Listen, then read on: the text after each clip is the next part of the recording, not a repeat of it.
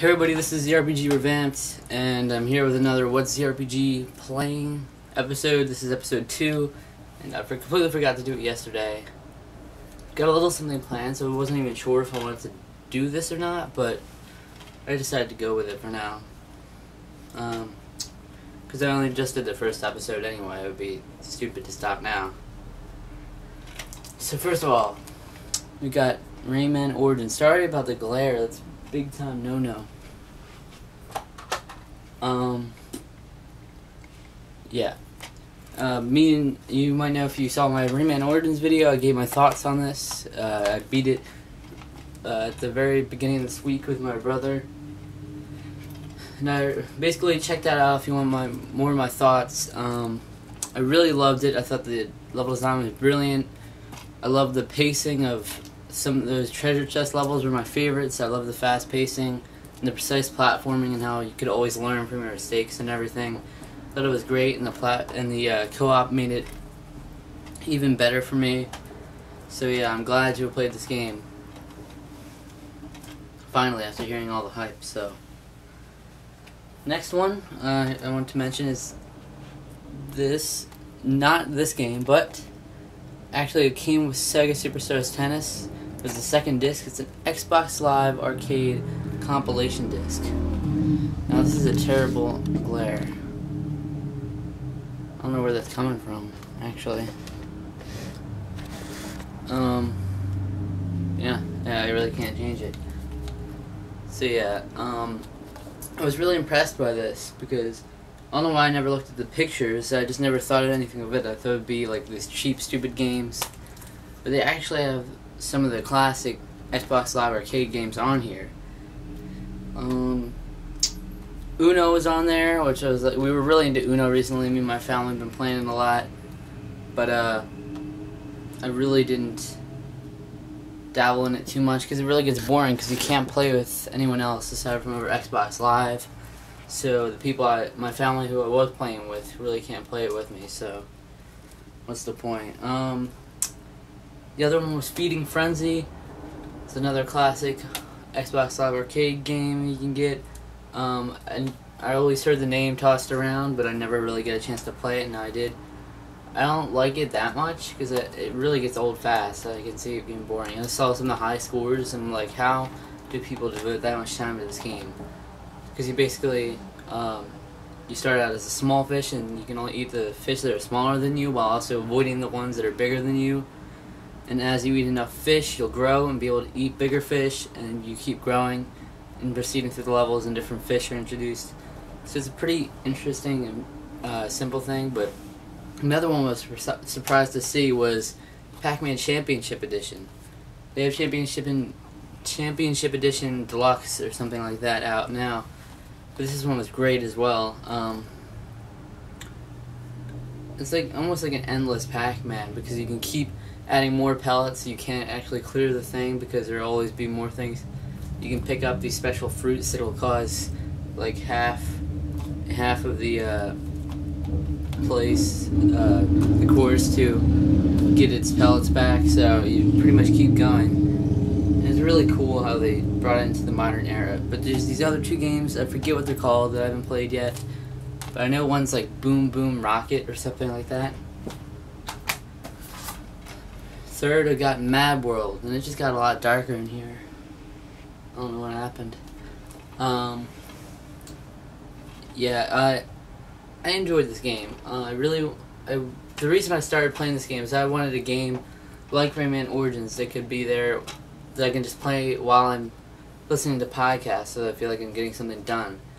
But this one, it has a lot of text and stuff. I found it, it has a lot of talking, so I found it difficult. I didn't want to miss out on all of that to listen to a podcast. So I only played this for like 45 minutes, I believe.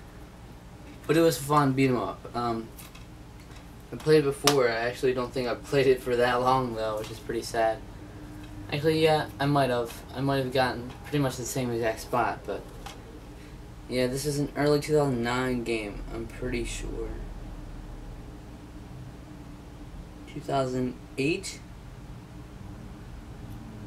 Maybe it's 2008.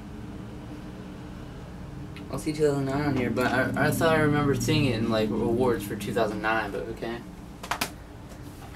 Beautiful Joe, I just got done playing this actually. I wanted to get into this a lot because I have Beautiful Joe 2 and Beautiful Joe Red Hot Rumble that I want to play sometime, but I want to play this and beat this first. It's actually a really fun game.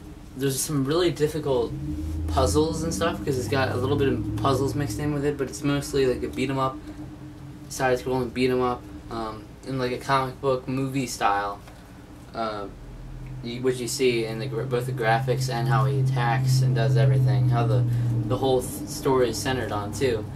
But to be honest, I really ignored the story on this because, like I said with Mad World, I was looking for a game to play in the background, and for the most part, there's not talking in it. But when their characters talk, I can tell it's not really a story-extensive game, so I don't think I'm missing out on much.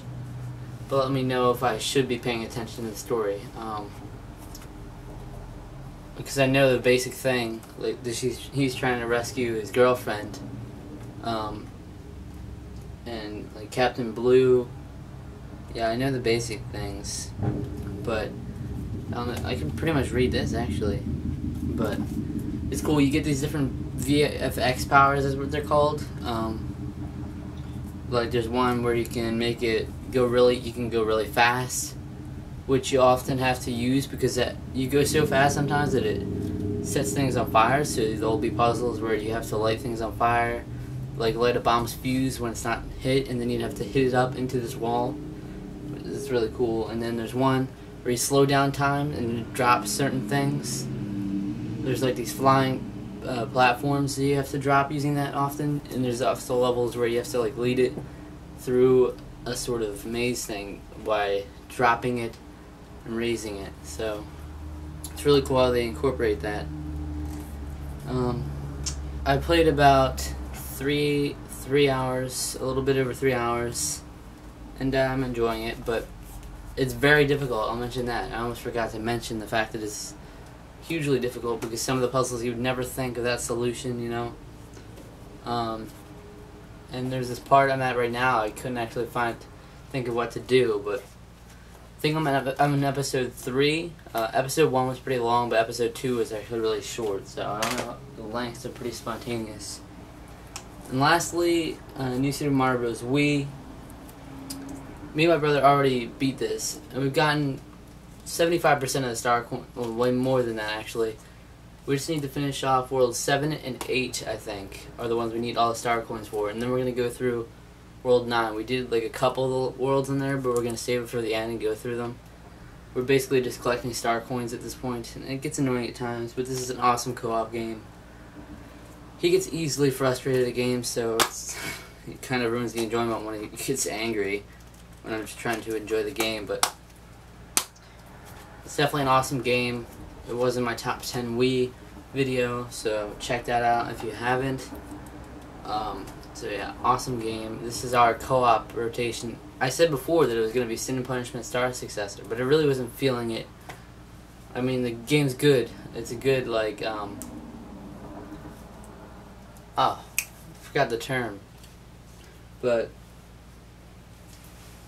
I don't know, it's a good game to kill time with and, you know, just have fun with and not be overcomplicated or anything. That's basically what I was trying to say, but in a shorter way. So yeah, I decided against that though, so we just went back to a game we already beat to get 100%. We should definitely go to Kirby's Epic Yarn next, maybe, because we're at 98%, so there's like 1 or 2 levels that we need to get another thing on, and then we'll be done with that completely. So yeah, I'm looking forward to seeing the end of this 100%. One other thing I did play is Super Mario Bros. On the Virtual Console. I didn't play it for much. That's another one of those games where I just wanted to listen to a podcast, and it's a really enjoyable game just to have on while you're doing something. It's really cool. I still have yet to beat that game, so I'm slowly working towards that goal so I can beat my first 2D Mario game, because it was incredibly young when they first came out, so the only time I experienced them were on Super Mario All-Stars anyway. on the Super Nintendo, so I'm looking forward to doing that. Then maybe I'll move on to Mario Bros. 2. I don't enjoy the style of that as much because obviously it's different. You know the whole story where it's not really a Mario game, but they put Mario in it, yada yada. But Mario 3 I'm looking forward to getting into after Mario Bros. Maybe the Lost Levels, but I gotta beat the first one before I even... The first one and the third one before I even attempt Lost Levels, because I know how incredibly hard that is. But that would be a good feat to have, to have beaten that game. But guys, this has been me. I got something on the way. You'll probably hear about it probably in 3 days. 3 days or a little more is when you'll hear about this project I've got under wraps with another YouTuber. I have another collaboration project I want to work on too. It's in the works. Well, it's not in the works. What am I saying? It's in the works. It's in the works in my mind how I want to do it. I just need to go about doing it. Need to collect some things. It's gonna be cool. I think it'll be a pretty cool, simple thing. I want to do more things like that. But you'll see. You'll see when it happens. So, bye guys.